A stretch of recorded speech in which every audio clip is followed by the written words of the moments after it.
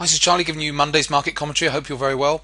I wanted to start off before going into the market commentary itself this week, just going into the old adage of do you want to be right or do you want to make money from the markets? Because what we find a lot of the time is that traders spend a lot of their time discussing where a top may be coming in or where a bottom may be coming in the markets.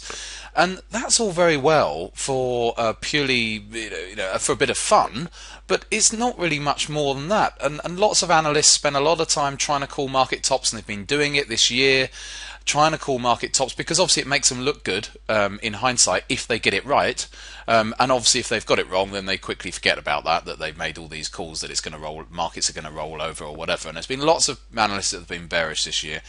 And that's obviously what's helped the markets go higher, because the markets climb what we call a wall of worry. So if there's a lot of pessimism out there in the markets, then that helps the markets go higher, because it means you've got investors still on the sidelines not believing in that market going higher, and as it does start to creep higher, then eventually that pessimism has to unwind, and so investors will then start throwing in the towel saying, right, okay, get me invested, and that new money coming into the market helps propel it higher, and that's why we call it a wall of worry.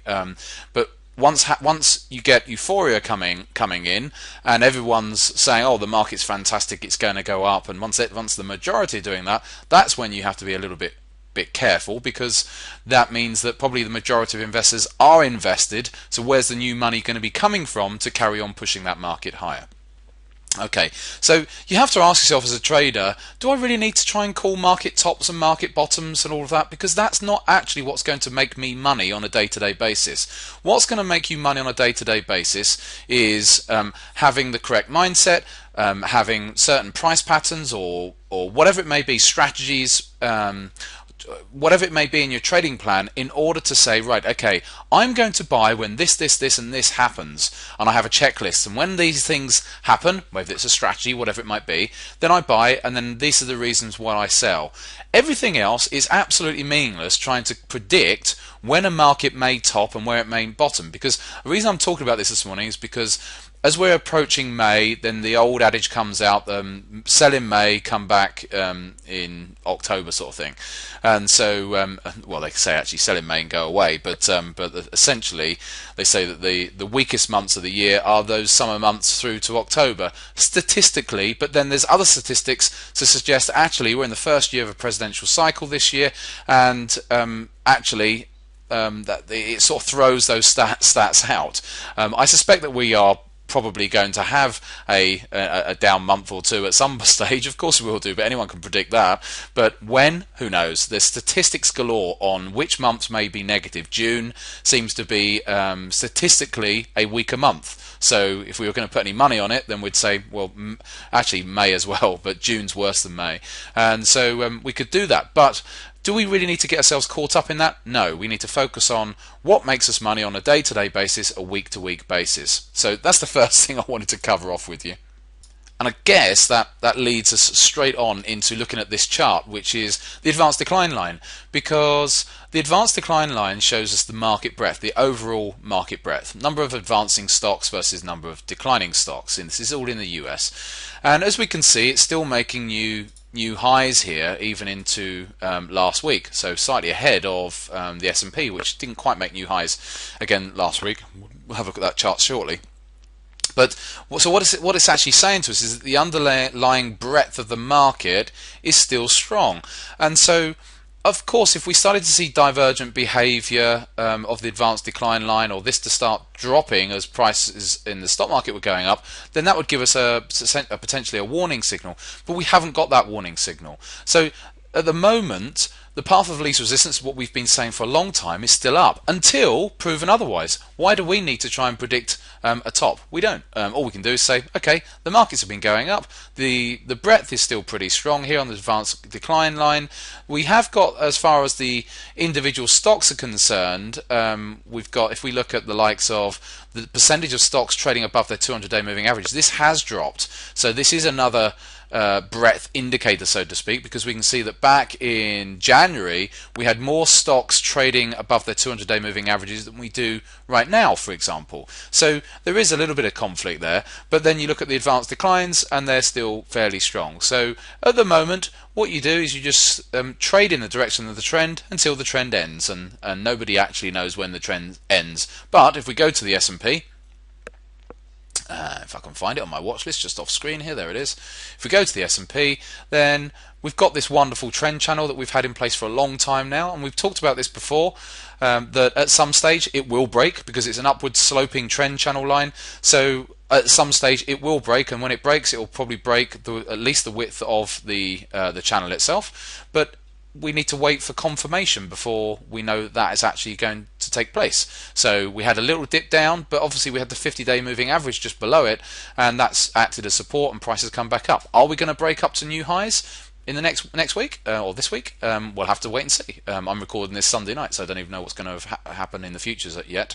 But yeah, and then when it does start to break down, if it was to roll over, then we can actually start looking at maybe shorting and everything else. We don't need to capture the absolute highs. So just thought I'd cover that one off with you. So where are we right now?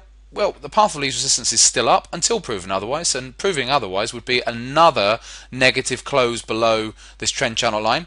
And then if we started to see the 8 and 21 moving averages roll over again, then it would suggest that, okay, we may be there, but certainly a break below these lows of what just under 2 weeks ago would be would give us a pretty good indication. So a close below that would give us a good indication that actually, because we haven't been back to test these highs yet, down at 15.30, so that would give us a good confirmation, and then we could then start looking at further maybe potential downside levels. But that's what I'd look at there. For me at the moment, though, the most interesting chart coming back onto the currencies. So if we have a look at the pound to start off with, because we had a lovely break up last week, this is on the daily chart here, after 2 weeks of just meandering sort of price action, then it broke out, had a lovely move up.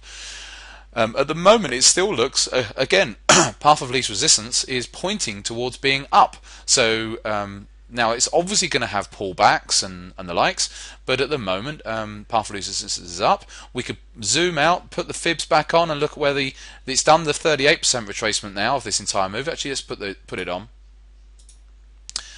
Okay, so where's the 50% retracement? Well, the 50% retracement is up around about 156. So there is, some decent upside potential there still on the pound.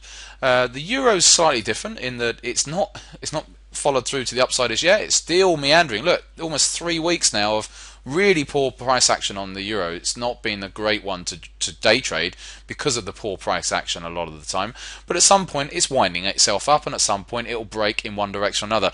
It may come this week because of the interest rate announcements for the eurozone.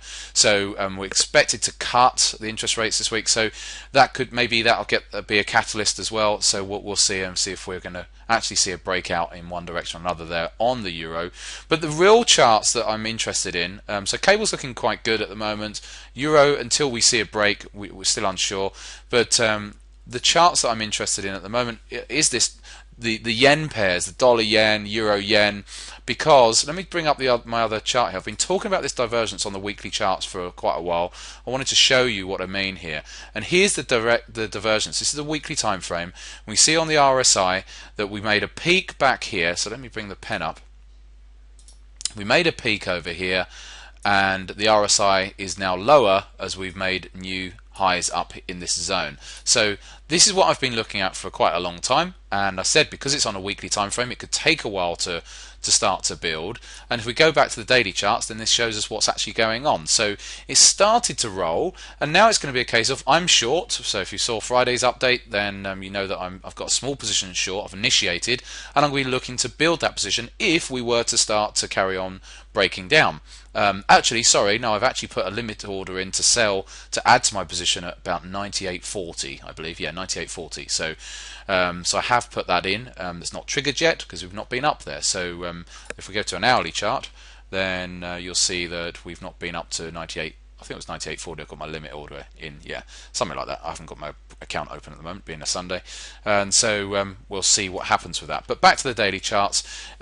It's early stages still at the moment, but certainly on the hourly and 4-hourly time frames, we're starting to see some structural breakdown. So if we go back to that hourly time frame, for example, you can see that the hourly 50 starting to roll over. If that hourly 50 starts to break down a little bit more, it's looking like by today, being Monday, if I'm recording this Sunday night, it's going to start to come down and do a death cross. If it crosses the 200 period moving average here, that's usually a bearish enough sign. So it's looking like we could well be in that early stage. So it looks like I might have just caught that dollar yen pair at the right time. We'll have to see over the coming week. We don't know yet.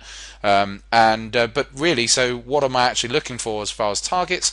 Look, on the weekly time frame, we haven't been to meet the weekly 21 period moving average for quite some time. We've already tested the lower bands of the bands, so I'm not too fussed about them. What I'm looking for is this as a target. So we're talking about quite a few hundred pips here as a potential trade. So I'm just going to see how it works itself out, and if it does start to break down more, great. I'll start to manage the trade and could end up getting quite a bit out of that. So that's the real trade, the real chart that I'm quite interested at the moment. Those yen pairs. It's a similar sort of pattern on the euro yen as well, so that's going to be similar. And so that's where I'm really interested at the moment. So actually, at this stage, we're 11 minutes in. Hopefully, that's been of use to you today. And Kim will be back in touch on Wednesday. Remember, we've also got a webinar Thursday evening. I'm sure you do.